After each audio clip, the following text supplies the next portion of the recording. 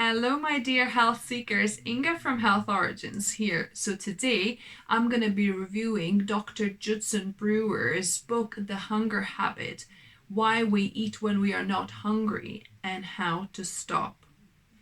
So just a little bit about Dr. Judson Brewer before we start talking about his book. He is a neuroscientist, psychiatrist, and one of the leading experts in the field of habit formation and addiction. He's got over 2 decades of research and clinical experience, and his work focuses on brain's role in habits, cravings, and addiction. He has worked with individuals struggling with substance abuse, smoking, overeating, and other compulsive habits. A lot of his work focuses on combining neuroscience with mindfulness techniques. Now let's talk about the actual book. So the main premise of the book is how mindfulness and self-awareness can help people to free from their unhealthy eating habits and emotional eating. 2 big tools he introduces is curiosity and self-kindness. Curiosity is your ability to observe the craving and try to understand it, the roots, the causes, without automatically succumbing to it. And self-kindness is another powerful tool helping you to stay on track with your progress, even if you do step back, not to be judgmental on yourself, be understanding and kind to yourself. So what is mindfulness according to Dr. Judson? In his view, mindfulness is being present and aware of thoughts, emotions, and physical sensations without judging them. In his book, using stories and examples, he explains how mindfulness interrupts the automatic behaviors and puts some space between the craving and the action of eating. He also talks about triggers and how certain things trigger us into certain habitual actions. And it's a really helpful mapping. So this habit mapper you can download from his website, I believe. If you buy an Audible book, he'll direct you where to go to download the habit mapper yourself. But basically it explains the habit in 3 parts. So first is trigger. So you need to write down for yourself, is it a thought, an emotion, or a smell even perhaps? So that's good, to think about your habits, unhealthy habits, and what triggers you to overeat, because we're talking eating here. So what causes your emotional eating or eating when you're not hungry?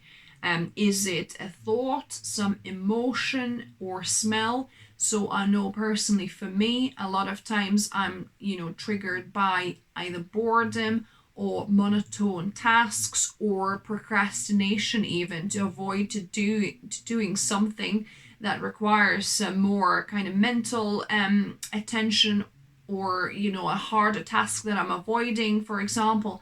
Then I think, I'll just go and make myself a cup of tea with a biscuit or something like that. So just note down a trigger for yourself.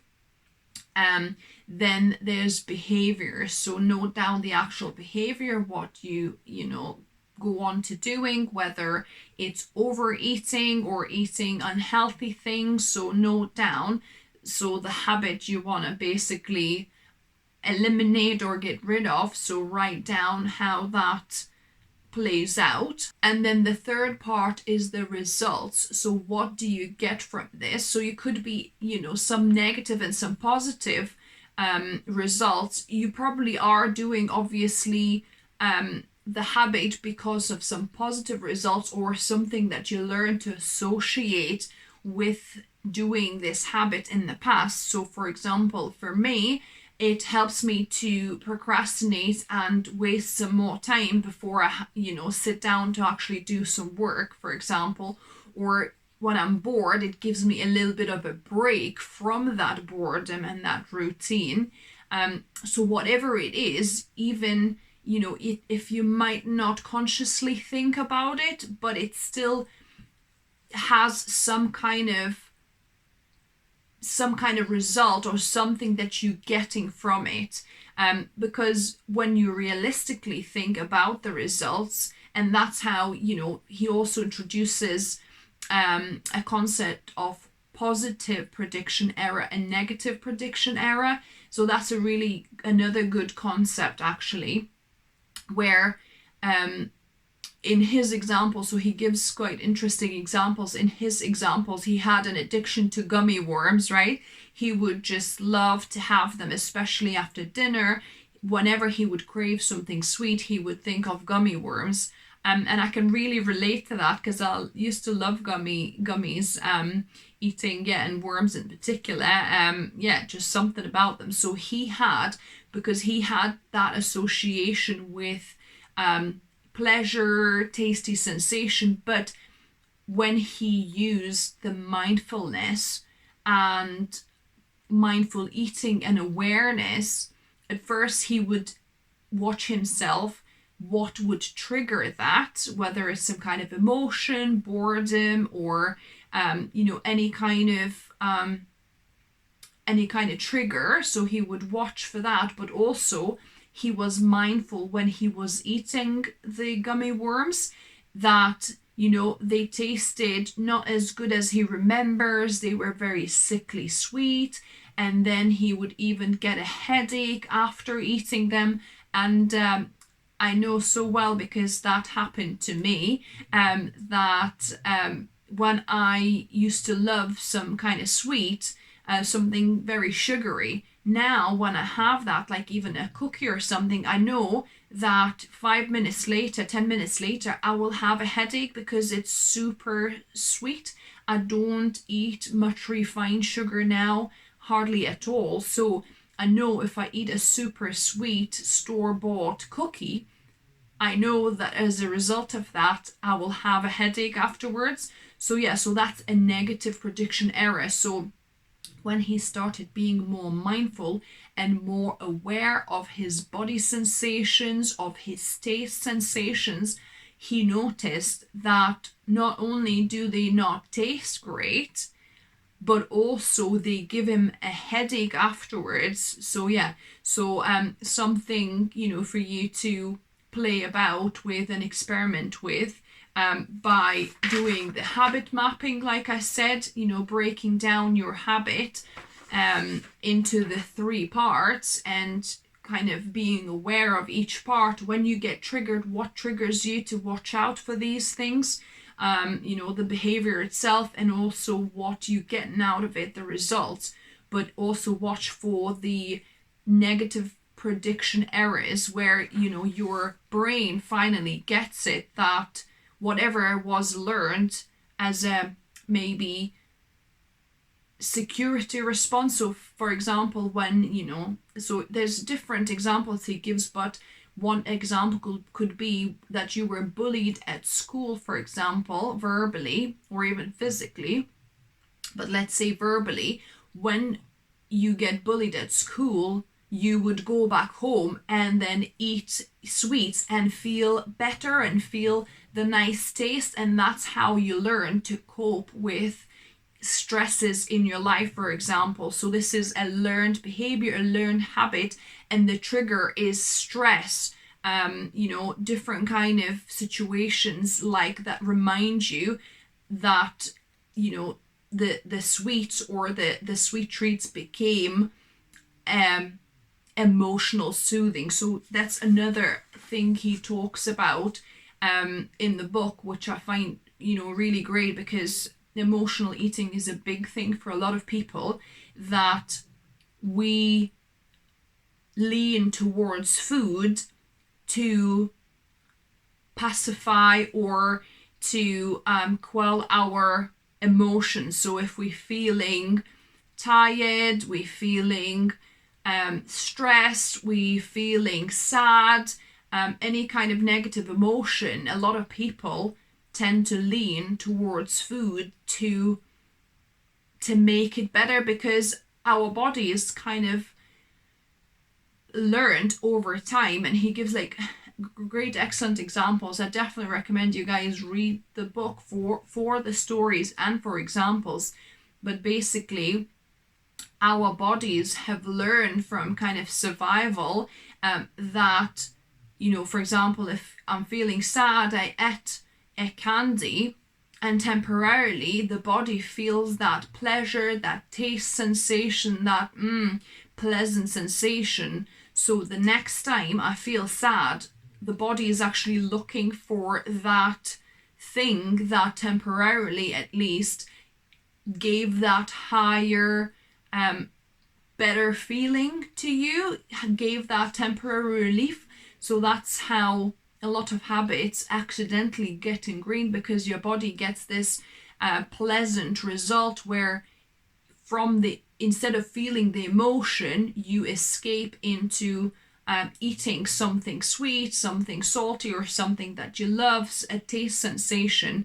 So in the book, he talks about how emotional eating is triggered by different situations, and that our tendency is to go to the learned habits, learned techniques, to rely on food for comfort. But he teaches how we can catch ourselves, to learn the triggers and the habit loops, and we can catch ourselves before we automatically reach for food. How to stop and investigate and be aware of why we're reaching for food. Are we hungry, or is it something else? How to search for underlying emotions under that kind of trigger, and how to choose a healthier alternative to perhaps, you know, doing some relaxation other ways, you know, whatever ways are your favorite ways to relax that is not including food. So whether it's taking a bath, taking a walk, listening to some music, just anything that you love doing as kind of your pleasure or your relaxation. So to learn how to use these other techniques and how to replace, and don't automatically reach for food when you're actually having an emotional response, and how to actually even feel that emotion, or if you would rather not feel that emotion at that particular time, how to substitute the behavior into kind of more pleasant and relaxing other types of activities that do not involve food or overeating, emotional eating. And now the core of the book, which I think makes it great and very, you know, great to apply in your daily life, is the 21-day challenge. So I'm gonna do the 21-day challenge with you guys here on the channel. I'll be going live every day from 1st of February. So it's the perfect time, I think, you know, because in January some people started a health kick, but by the end of it you might have just been disillusioned, you might have given up on the gym, you might have given up on healthier eating, and you kind of almost in despair again, like that it didn't work out, you didn't stick with it, or it was, you know, up and down, and, you know, it didn't quite work as well as you hoped. So 1st of February, another great new start. And even if you watch this afterwards, any day could be your next day to start this, right? It doesn't have to be 1st of January, it doesn't have to be 1st of February, but I'll be doing the 21-day challenge here on the channel with you. So every morning I will go live, we'll talk about day 1, day 2, you know, the practices that Dr. Brewer recommends doing, and what to pay attention to in different bits and pieces that he advises. So I'll be, doing a quick live in the morning, so you set up for that new day, and you can practice it on your own. So I hope you're interested, and I hope you'll join me, because I definitely have still some unhealthy habits or sometimes emotional eating to deal with myself, and being mindful and aware of my state, of the habits, I believe will definitely help to deal with that for good, hopefully. So we'll see. And also, I did not know that the urge surfing, which I mentioned here on the channel before, is actually a concept devised by Dr. Brewer. I didn't know this, and I knew about this concept, I heard of it, I've told you guys about it on my channel before, but I had no idea that it's actually his concept. So urge surfing, for those of you that haven't heard it on this channel, is basically where you let yourself have a moment and let that urge rise up like a wave. You wait it out without acting. You observe it. The awareness, the mindful portion of it, you let it rise and you wait until it levels out, and eventually it will start subsiding. So you can play with this. You can put yourself a 5-minute timer, 10-minute timer, and see how your urge kind of rises, levels out, and subsides, and just play with it and see. Because I am guilty of this myself. As soon as I feel the urge, straight away I'm onto grabbing something, anything that I see or I have available, and I just consume it. But urge surfing, just and also you could take a few breaths to kind of center yourself, and kind of be more mindful that way. Or like I said, you could just put a 5 or 10-minute timer and just watch and observe how your craving intensifies, and wait it out and see and time it, how long it takes for that craving actually to start subsiding. So do just like a little science experiment, if you like. It does feel quite bad at the time. It seems like, oh, I'm gonna die if I'm not gonna just grab something and eat something. That craving, it just like, but when you actually observe it almost from yourself from the side, you kind of distance yourself a little bit from it as well, but you kind of, like an observer, like a third party, you observe that craving intensify, and then eventually subside, right? It's quite something. So I need to be doing that more often myself. So urge surfing is one of the techniques that I'll be mentioning, and we'll be going in more detail on the 21-day challenge. So let's recap the main points from the Hunger Habit book. How mindfulness and self-awareness are essential to break that habit loop. We also talked about curiosity and self-compassion being 2 important tools. Also talked about urge surfing. We talked about mapping, your habit loop mapping. We also discussed negative and positive prediction errors. And the more negative prediction errors you will gather through your experience while eating and being mindful and aware while you're eating, that your body will want that food less and less, because it'll have negative prediction errors where it'll remember that last time it wasn't that tasty, it gave you a headache, it gave you a tummy ache, and so on. So positive and negative prediction errors. We also addressed emotional eating, how important it is to address the emotions behind the craving. And of course, I've mentioned the 21-day challenge, a practical way to implement this whole notion of mindfulness and self-awareness in day-to-day life, and how it can help you step into the new way of eating and how to break those habit loops.